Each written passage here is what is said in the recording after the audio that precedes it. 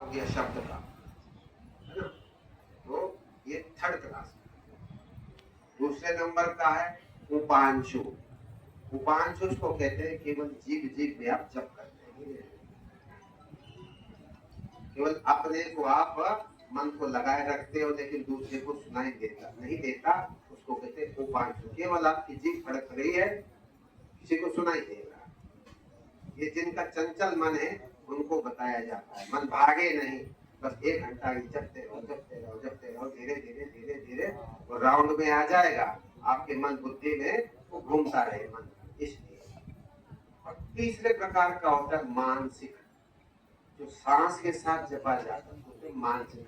मन और प्राण के दोनों के सहयोग से एक मंत्र जपा जाता है, उसको कहते हैं मानस जाप, उसको कहते हैं अजपा। जो जपा नहीं जाता, जो वाणी का विषय नहीं है, केवल प्राण और मन के संयोग से जो जपा जाता है मानसिक जाप, उसको कहते हैं वो ज्यादा पावरफुल है।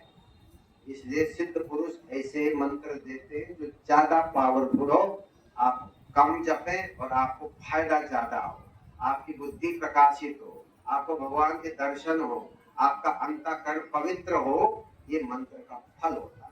अंतःकरण पवित्र हो गया, भगवान के दर्शन अगर एक बार भी आपको हो गया, फिर आप तो भगवान को छोड़ेंगे ही नहीं, क्योंकि आपको भगवान के दर्शन हो गए। चाहे स्वप्न में भी एक बार भगवान जो आपका इष्ट है उसके दर्शन हो जाएंगे ना, आप कभी भूलेंगे नहीं, 20 साल तक भी नहीं सोचे अरे मुझे बहुत प्रकाश आया मेरे स्वप्न में और मुझे भगवान के दर्शन, आप कभी भूलते। ये तो होगी स्वप्न की बात। जब योगी को ध्यान में दिखता है तो प्रकाश में पूरा दिखता है, वो तो वो कभी भूलेगा ही नहीं। इसलिए भगवान पहले पहले जो है आपके जप का फल ये देते हैं कि आपको भगवान का दर्शन हो जाए। पतंजलि जी कहते हैं स्वाध्यायात् इष्ट देवता संप्रयोगा, मंत्र जपने से इष्ट देव का साक्षात दर्शन होता है। राम का दर्शन चाहिए, राम के नाम लो आपको दर्शन होगा। कृष्ण का भी दर्शन करना है, कृष्ण का जप कर दो, कृष्ण का होगा। अजपा का करते हो तो आपको आत्मा का दर्शन होगा।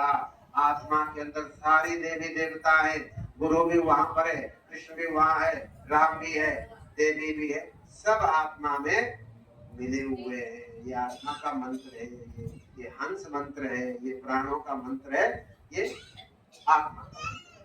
तो इस प्रकार से अलग अलग मंत्रों की अलग अलग शक्ति है, अलग अलग प्रकार है।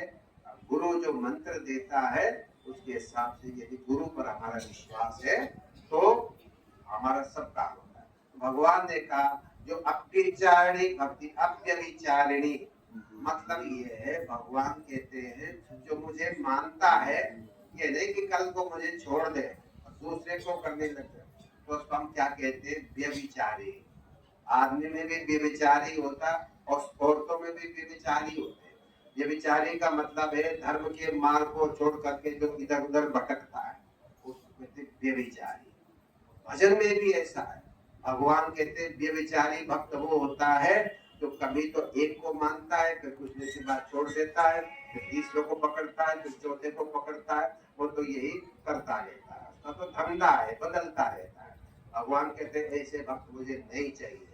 अव्यभिचारिणी भक्ति जिनके अंदर है, मुझे जो मानते हैं फिर मुझे ही माने, मुझे छोड़ देंगे तो मैं नाराज नहीं हुआ, नाराज तो हो ही जाऊंगा। अरे बहुत दिन मैंने इसके सारे काम कर दिए, अब इसने मुझे छोड़ दिया, तो दूसरे धंधे में पड़ गया, कहीं और में पड़ गया, कहीं चौथे में गया। भगवान कहते हैं ये फर्जी आदमी है। यहाँ पहले कह रहे हैं जो फर्जी आदमी है वो मेरे पास नहीं आवे, लेकिन अव्यभिचारिणी भक्ति से मेरा चिंतन करे, मनन करे, ध्यान करे। अव्यभिचारेण भक्ति योगेन से, अव्यभिचारी भक्ति योग के द्वारा अपने मन को मेरे शरीर में लगा, मेरी मूर्ति का ध्यान करे, ध्यान करते करते उसके चित्त में समा जाऊं।